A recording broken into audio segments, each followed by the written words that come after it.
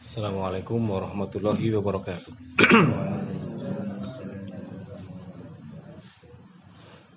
Alhamdulillah wassalatu wassalam ala nabiyyina Muhammad wa ala alihi wa sahbihi wa man tabi'ahu bi ihsanin ila yaumiddin. Alhamdulillahirabbil alamin. Pada pagi hari ini kita semua diberi nikmat oleh Allah Subhanahu wa taala, kesehatan dan juga kemudahan dalam kondisi aman sampai di tempat kerja kita. Semoga yang kita amalkan pada hari ini mendapatkan berkah dan mendapatkan kebaikan dari Allah Subhanahu wa taala. Amin. Dalam pertemuan kita kali ini kita akan menggali sedikit inspirasi dari surat Al-Humazah. Pada pertemuan yang lalu kita membahas mengenai surat apa? Al-Fil dan Quraisy. Yang mana Al-Fil dan Quraisy ini merupakan penjelasan mengenai jawaban dari doa Nabi Ibrahim alaihissalam yang berdoa, Rabbij'al hadzal balada amina. Ya Allah, jadikan negeri ini aman. Maka Allah mengamankan dari serangan Al-Fil. Kemudian dan warzuqhum minas tsamarat. Doanya Nabi Ibrahim, ya Allah, berikanlah penghuni atau penduduk kota Mekah ini tsamarat, yaitu buah-buahan dan juga kemakmuran. Maka Allah mengabulkan dengan li'ilafi Quraisy. Mereka memiliki posisi yang strategis untuk berdagang di Yaman dan negeri apa Mas Okta?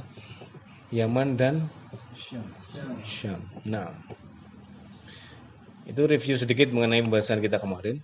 Kemudian kita akan membahas surat sebelumnya. Kalau kita membaca dari awal ya, ada 3 surat yang sebenarnya satu paket. Itu Alhaakumut Takatsur, kemudian Wal Asri, kemudian Al-Humazah. Ini 3 ini sebenarnya satu bagian yang temanya sangat berdekatan. Alhaakumut Takatsur, alhaakum itu engkau terlalaikan, terdistraksi dari fokus utama. Fokus utama kita adalah wa ma khalaqtul jinna wal insa illa liya'budun, untuk beribadah mencari ridha Allah. Tapi karena kita ini terperdaya dengan kehidupan dunia, maka Allah menyebutkan alhaakumut takatsur. Kalian itu alhaakum, terlalaikan dengan at-takatsur, saling berbangga, memperbanyak, bangga dengan banyaknya apa yang kalian miliki. Ada yang punya banyak uang, ada yang banyak anak, banyak harta, banyak pangkat, banyak amalan, berbangga-bangga dan merendahkan orang lain, sampai mereka itu tidak berhenti kecuali ketika mereka mati dan mereka sadar bahwa mereka sudah fil qubur. Alhaakumut takatsur hatta zurtumul maqabir, sampai kalian itu berada di kubur. Jadi kita diingatkan oleh Allah Subhanahu wa taala dengan surat Alhaakumut Takatsur bahwa kalau kita ini hanya mengejar dunia saja, mengejar omset saja atau mengejar nominal, saldo, maka itu akan membuat kita terdistraksi dari tujuan utama kita. Kemudian setelahnya Al-Asr. Surat Al-Asr ini juga mengingatkan kepada kita bahwa waktu kalian itu sangat sedikit. Wal asri, demi waktu. Allah Subhanahu wa taala bersumpah demi masa, demi waktu. Waktu kalian itu sangat sedikit. Umur kalian berapa? Umur kita ini ada yang 60, ada yang 50, ada yang 40, ada yang 30. Bahkan teman-teman kita yang lebih muda dari kita, banyak yang sudah meninggal dunia. Menunjukkan bahwa umur itu sangat sedikit sekali. Maka Allah Subhanahu wa taala mengingatkan wal asri innal insana lafi khusr. Sesungguhnya manusia itu sangat Khusr, apa makna khusr? Sangat rugi dan sangat bangkrut. Karena setiap hari, setiap detik itu dia berkurang umurnya. Kecuali orang-orang yang beramal soleh, kemudian watawassaw bil haqqi watawassaw bis sabr. Dan surat setelahnya Al-Humazah. Setelah diingatkan tentang tadi kalian itu bisa hilang fokus, waktu kalian sangat terbatas, kemudian wailul likulli humazatil lumazah. Allah menegaskan, memperinci orang-orang yang terdistraksi dengan dunia. Wailun likulli humazah. Celaka bagi orang-orang humazah dan lumazah. Apa itu arti humazah, lumazah? Kita baca pada kesempatan kajian kali ini. Kita baca dulu. A'udzubillahi minasyaitonirrajim. Bismillahirrahmanirrahim. Wailul likulli humazatil lumazah. Alladzi jama'a malan wa 'addadah. Yahsabu anna malahu akhladah. Kalla layunbadhanna fil hutamah. Wa ma adraka mal hutamah. Narullahil muqadah. Allati tattali'u 'alal af'idah. Innaha 'alaihim mu'sadah. Fi 'amadin mumaddadah. Berapa ayat ini ya? 9 ayat. Mas Dika tolong dibaca terjemahannya Mas. Dari ayat pertama.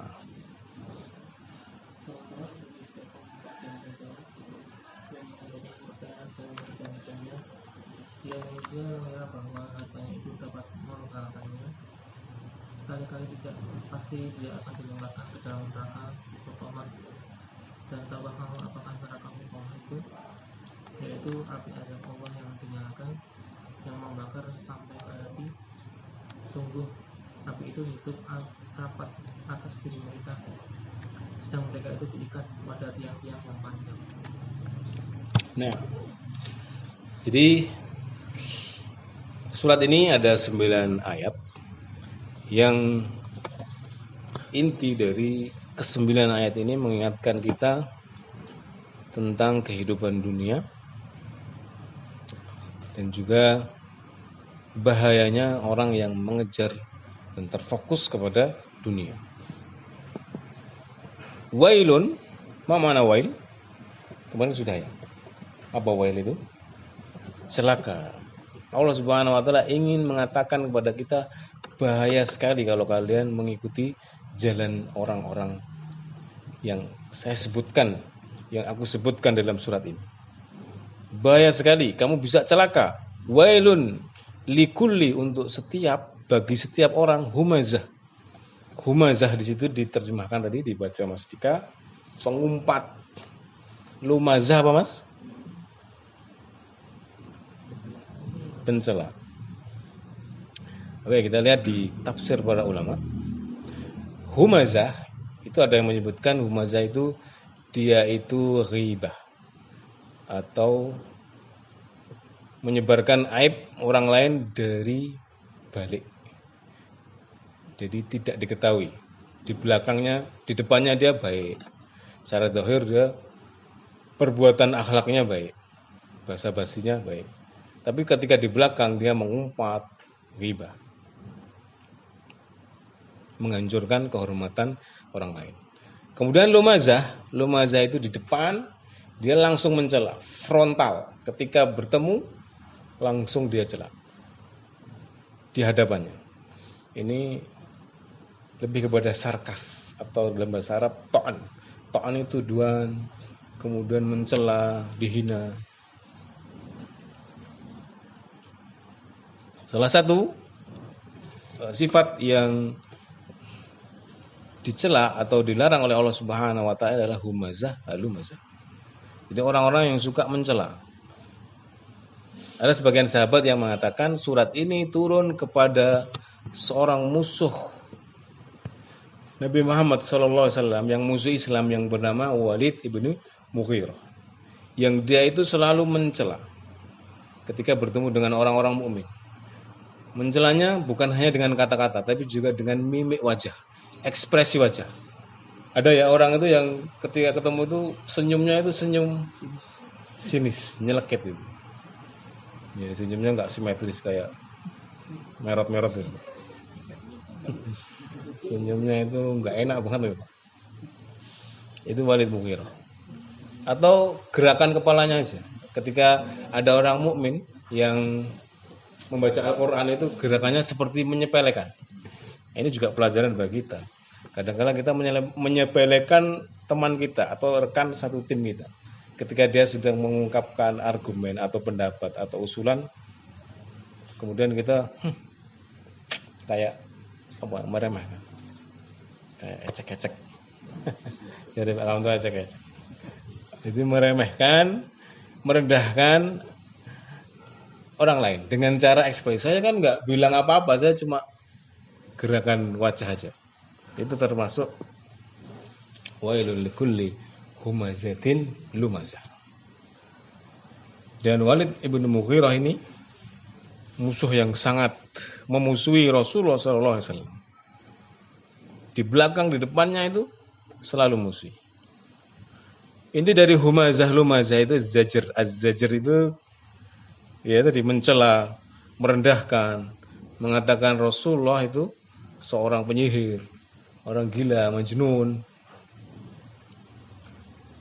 Di belakang dia digosip, kemudian dicari-cari segala kesalahannya. Ini musuh-musuh Islam.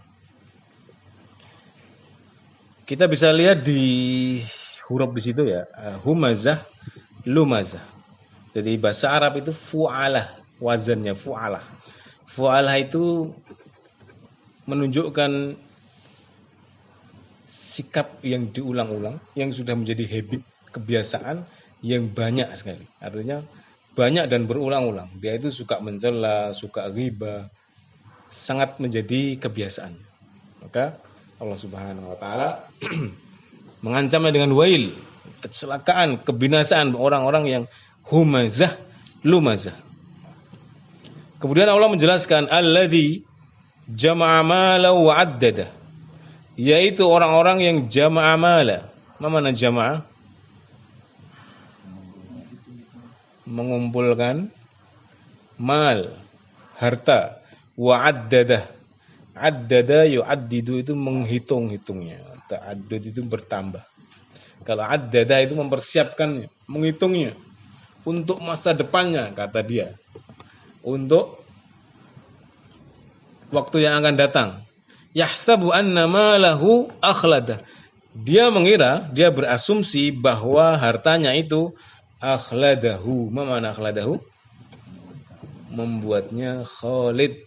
Khalid apa artinya? Kekal, abadi.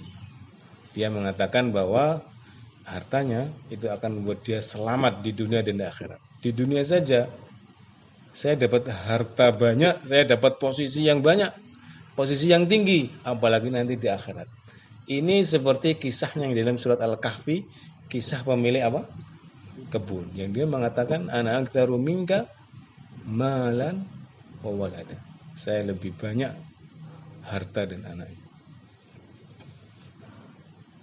Jadi orang-orang yang diberi oleh Allah Subhanahu wa taala kemudahan berupa mendapatkan rezeki yang banyak, itu dia sangat berpotensi untuk berasumsi atau beranggapan bahwa anna malahu ana yahsabu anna malahu akhlada. Seperti Fir'aun. Fir'aun ini diberi oleh Allah Subhanahu wa taala fisik yang sangat kuat. Dia bisa pidato dengan sangat mengagumkan, lawan-lawan politiknya itu sampai tidak berkutik. Kemudian dia bisa menguasai kerajaan itu sangat luas dan tentaranya sangat banyak, hartanya sangat banyak. Dan tidak pernah sakit. Orang kalau sudah diberi harta, tubuh, fisik, tidak pernah sakit, sempurna, maka dia akan yahsabu anna malahu akhlada. Sampai dia membangun piramid. Orang membangun monumen piramid itu tujuannya apa? Ingin ketika dia itu sudah tidak ada, ketika dia sudah mati, orang-orang melihat ini peninggalan saya, ini karya saya, ini nama saya terpampang di sini. Orang-orang akan mengagumi saya, orang-orang akan memuji saya, dan nama saya akan abadi. Yahsabu anna malahu akhlada. Jadi hartanya dia investasikan, hartanya dia gunakan untuk membangun monumen, untuk membangun bangunan, agar orang-orang tahu bahwa dia itu abadi. Padahal ada banyak rakyatnya yang sangat membutuhkan, yang kelaparan. Bahkan di sebagian besar negara Muslim yang masih berkembang, masih miskin, membangun monumen-monumen yang tidak perlu. Demi apa? Demi agar para politikus itu, para pemimpin, namanya itu selalu dikenal. Yahsabu anna malahu akhlada. Dia ingin hartanya itu bisa membuatnya kekal abadi. Kalla la yumbadzanna fil hutamah. Kalla, sekali-kali tidak. La yumbadzanna. Mereka benar-benar akan dilemparkan di dalam hutamah. Jadi orang-orang yang menganggap bahwa harta itu bisa membuat abadi, harta itu bisa membuat seorang itu kekal. Ketika di dunia, ketika orang-orang yang punya harta banyak itu, ketika diajak sholat, diajak ngaji, itu dia menganggap bahwa pahala itu bisa dibeli, surga itu bisa dibeli dengan hartanya. Ya, kita mungkin belum pernah mengalami memegang harta banyak. Tapi kalau orang sudah terfitnah dengan harta, kata Rasulullah SAW, barang siapa yang ingin selamat dari fitnah harta, dia berhati-hati dengan fitnah harta. Kalau dia tidak bisa meruqyah dirinya untuk menyembuhkan dari fitnah harta, itu sangat berbahaya sekali. Membuat seseorang itu lupa, bahkan dia menganggap bahwa akhirat itu bisa dibeli. Saya sudah hidup di dalam kondisi yang sangat nyaman, hidup yang sangat enak. Ketika diajak untuk berjuang dalam sholat, diajak berjuang dalam thalabul ilmi, maka dia menganggap yahsabu anna malahu akhlada.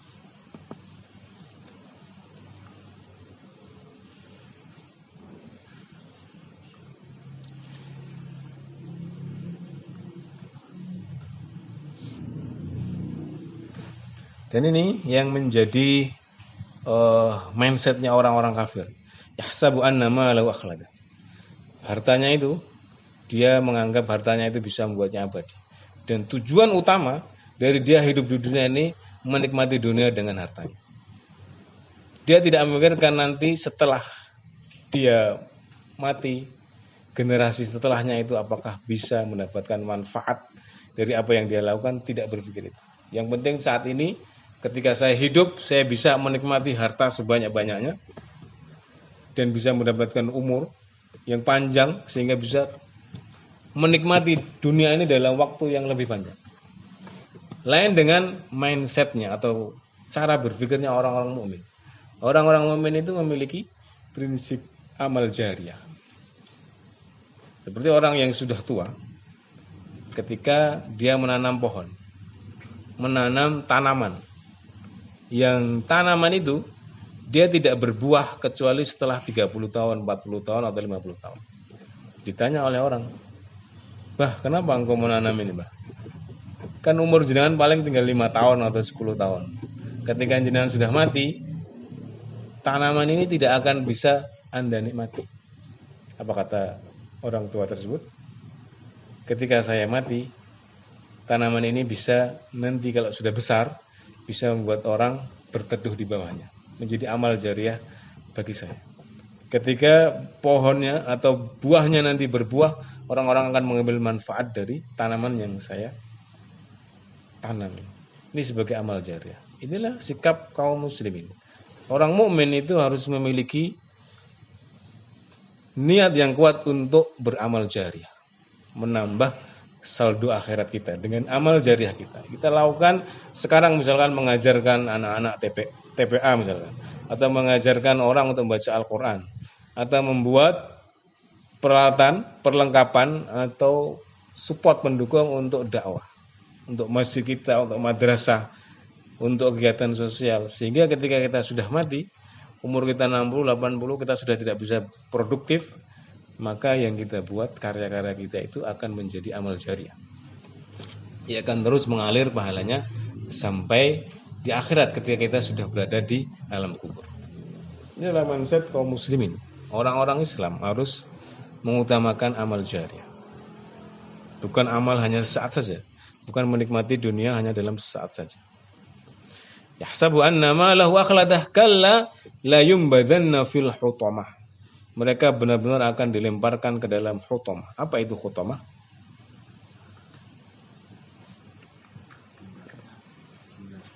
Nah,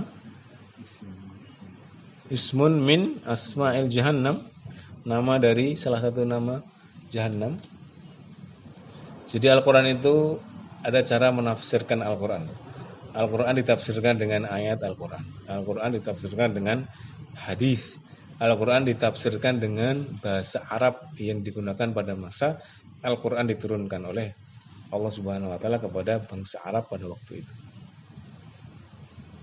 Nah, tafsir yang paling utama adalah menafsirkan Al-Quran dengan ayat yang lain. Dan ini Allah Subhanahu wa taala menafsirkan dengan ayat setelahnya. Gampang sekali. Setelahnya apa itu? Wa ma adraka mal hutamah. Ma adraka mal hutamah. Apa yang dimaksud dengan al-hutamah? Kamu tahu tidak mengenai al-hutamah itu? Kata Allah, narullahil muqadah. Narullah. Nerakanya Allah yang diciptakan oleh Allah. Al-muqadah. Nama muqadah? Apa Pak muqadah Pak? Dinyalakan. Muqadah yuqidu minan nar. Ahlan wa sahlan. Assalamualaikum. Assalamualaikum. Narullahil muqadah, yaitu jahanam, neraka yang dinyalakan oleh Allah Subhanahu wa taala. Mengingatkan kita kepada dahsyatnya neraka, dahsyatnya akhirat, yang kita tidak bisa menjamin keselamatan bagi diri kita. Tidak ada yang terjamin orang yang hidup sekarang ini bisa selamat dari api neraka. Kalau kita tidak beriman dan beramal soleh, maka tidak ada yang bisa menjamin bahwa kita bisa selamat dari narullahil muqadah. Kemudian sifatnya disebutkan di dalam ayat selanjutnya, allati tattali'u, yang panasnya, siksaannya itu sampai alal afidah. Apa itu afidah? Qalb. Diterjemahkan apa maksudnya? Afidah. Hati. Dalam bahasa Arab, afidah atau fuad itu lebih dalam dari hati. Jadi bagian yang paling dalam dari hati yaitu afidah atau fuad. Qalb. Jadi kita harus pahami dulu ya. Ada organ yang bisa dilihat oleh mata dan juga alat rongsen atau alat USG atau alat yang hissiyah atau secara materi. Organ-organ yang adanya mah hati.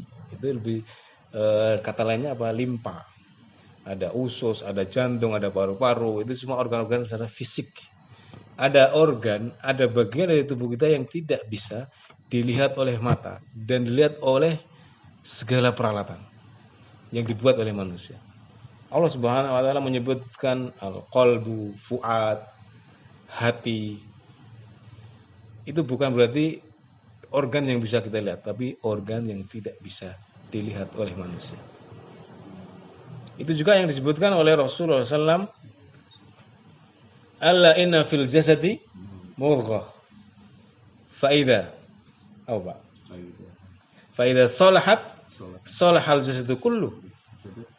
Wa idza fasadat fasadal jasadu kullu. Di dalam hadis arba'in ada ya. Ketahuilah bahwa di dalam tubuh kita ada mudghah, segumpal daging.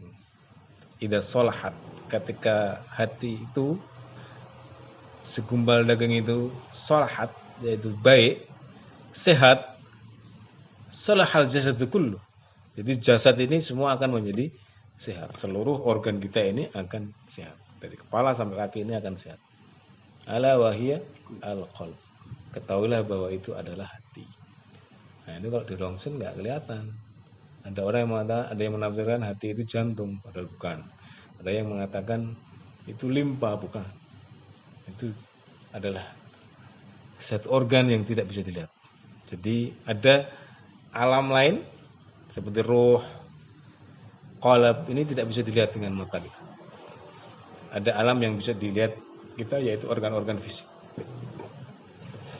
Jadi Allah Subhanahu wa taala mengatakan, allati tattali'u 'alal afidah, yang panasnya, siksaannya, sakitnya sampai kepada fuad, sampai kepada hati yang paling dalam.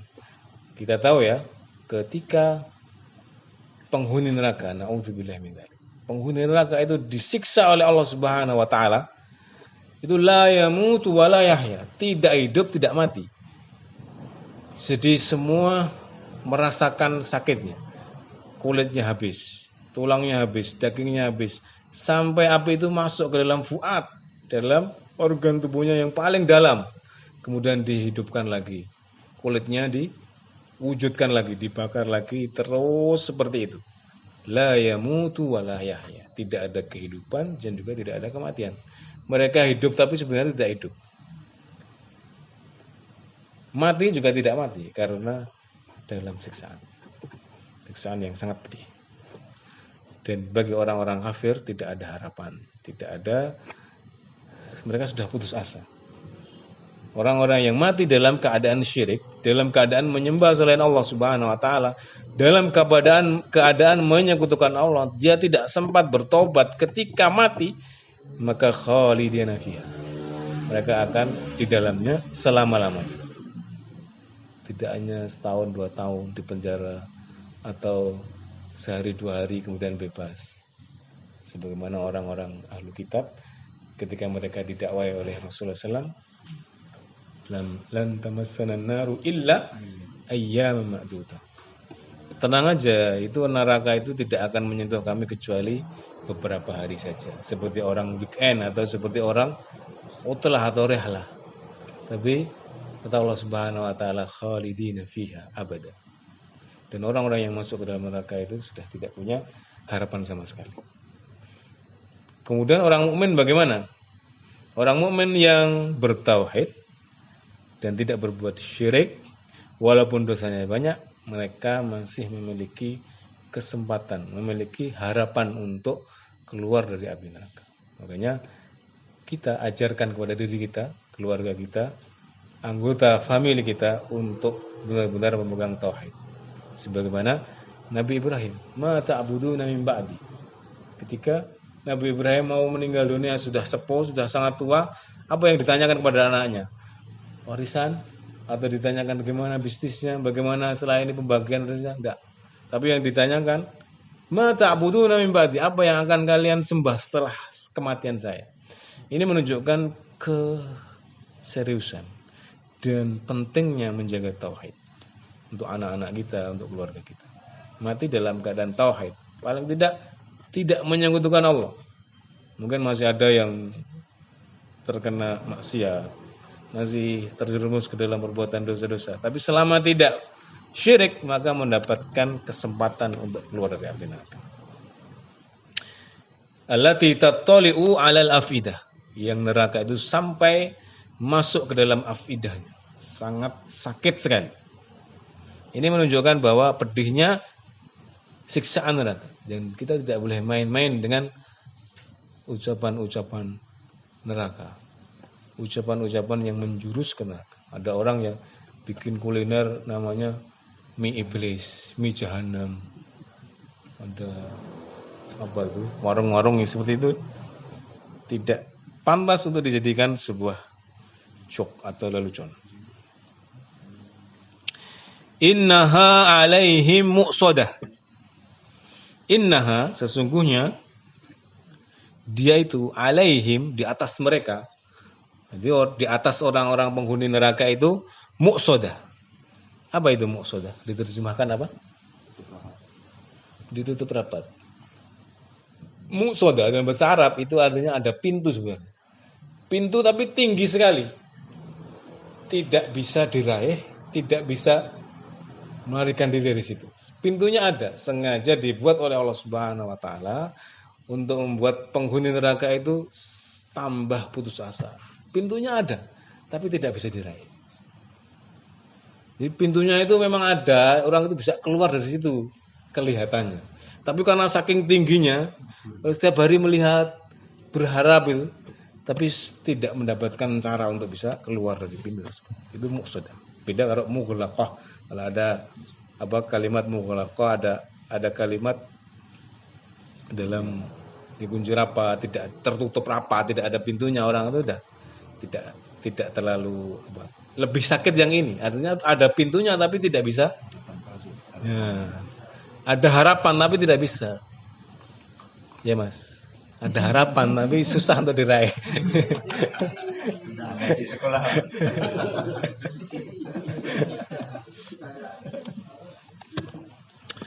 Sabar. Innaha alaihim muqsadah. Ada pintunya tapi tidak bisa diraih. Fi amadin mumaddadah. Fi amadin mumaddadah. Amad, mana amad? Amud, tiang. Jadi ada tiang-tiang yang besar, mumaddadah, yang tinggi, yang luas. Tujuannya apa? Mereka diikat di situ. Tinggi itu seakan-akan bisa dipanjat untuk bisa keluar dari pintu tadi. Maksudnya. Tapi karena di situ kan panas. Semakin dia naik, semakin menaiki tiang itu semakin panas dan kemudian terjatuh. Ini siksaan di atas siksaan tambah siksaan yang mengerikan. Yang artinya mengingatkan kita, jangan main-main dengan jahanam, jangan main-main dengan dosa, jangan main-main dengan maksiat. Karena orang yang masuk ke dalam neraka dia akan sangat putus asa. Sudah tadi dibakar sampai ke dalam afidahnya, kemudian ada putus asa, keputusasaan. Kemudian dia berusaha naik dengan cara yang sangat mengerikan tapi tetap gagal. Dan ini menunjukkan bertingkat-tingkatnya siksaan di dalam neraka. Jadi Allah Subhanahu wa taala menambahkan siksaan bagi orang-orang di dalam api neraka. Dan sebagai pengingat bagi kita bahwa hati kita ini apabila kita lepaskan falamma zahu azaghallahu qulubahum. Surat apa, Pak? Surat apa itu? As-Saff ya? As-Saff atau As-Saff? Juz 27. Falamma zaghu, ketika kita ini zaghu, bengkok, mulai menyimpang dari jalan lurus, membiarkan hati kita ini menyimpang dari jalan lurus, sudah tahu itu dosa, sudah tahu itu maksiat tapi tetap bacot penak. Tetap saja dibiarkan, azaghallahu qulubahum, maka hatinya semakin disimpangkan oleh Allah, terserah. Artinya kalau kita ini tahu itu perbuatan dosa, perbuatan maksiat, riba, zina, kemudian kita ini santai. Kalau mazaku, kalau kita ini terlalu santai dengan dosa, azaghallahu, semakin jauh. Ketika orang-orang kafir itu, dia itu lebih mengedepankan gengsinya daripada taat kepada Rasulullah SAW, maka Allah menambahkan azab bagi mereka. Azabnya semakin ditambah. Wailun likulli humazah, di antara maknanya adalah sebuah lembah yang sangat dalam di dalam neraka. Wailun likulli mutaffifin. Wailun lil mutaffifin. Termasuk itu yang kita sampaikan kemarin. Wailul lil mutaffifin. Wail, lembah dalam di dalam neraka bagi orang-orang yang curang. Sudah tahu curang, tapi kebacot, kalau nggak gini nggak badi. Jualan mencurangi timbangan, kalau nggak kayak gini kita kalah dengan kompetitor. Kalau nggak dengan cara riswah, suap, menyuap, kita akan kehilangan omset. Sudah tahu itu dosa, tapi tetap ditabrak. Wailun lil mutaffifin. Wailun likulli humazah. Ada lagi wailun lil musallin. Sudah tahu riya itu dosanya besar, tapi ketika sholat masih saja dia melepaskan atau membiarkan hatinya riya, biar dilihat orang lain, biar dilihat dia itu orang yang soleh. Ketika membaca Al-Quran, biar dilihat orang dia orang yang baik. Ketika ngaji dia posting itu dalam rangka untuk riya. Wailun lil muslimin. Jadi Allah Subhanahu wa taala menyebutkan wail itu artinya celaka, bahaya kalau kalian terus seperti itu. Ini ada wadin finnar, ada lembah di dalam neraka yang sangat berbahaya apabila kalian terus mengerjakan perbuatan tersebut. Fi amadin mumaddadah. Itu ayat yang terakhir dari ayat Al-Humazah yang mengingatkan kita bahwa azab neraka itu sangat pedih sekali dan membuat orang yang di dalamnya sangat sakit hati. Kita saja yang di dunia ini ya tidak dibakar, tapi sakit hati itu lorong. Apalagi di akhirat sudah secara fisik, secara lingkungan itu sudah sangat panas, ditambah fuad hatinya itu sampai dibakar sampai panas, sampai terasa siksanya. Maka akan sangat menyakitkan double siksaannya. Nah, sampai di sini pembahasan kita mengenai surat Al-Humazah.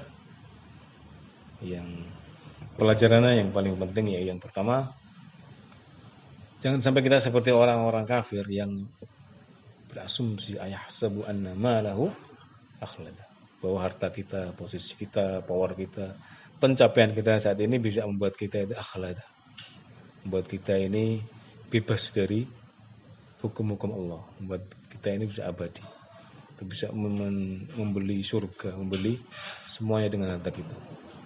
Jangan sampai seperti itu. Sabu anna malahu akhlada. Kemudian yang kedua, bahwa ayat surat ini juga mengingatkan, menegaskan kembali mungkin keyakinan kita terhadap hari akhir lemah. Keyakinan kita terhadap jahanam, terhadap neraka, surga itu lemah. Maka Allah Subhanahu wa taala mengingatkan dengan surat ini, dan ketika kita membacanya diharapkan kita semakin kuat di dalam mengingat hari akhir. Itu saja yang dapat kami sampaikan pada kesempatan kali ini. Semoga menambah iman dan takwa kita kepada Allah Subhanahu wa taala. Kita tutup dengan doa kafatul majlis. Subhanakallahumma bihamdika asyhadu an la ilaha illa anta astaghfiruka wa atubu ilaik. Assalamualaikum warahmatullahi wabarakatuh.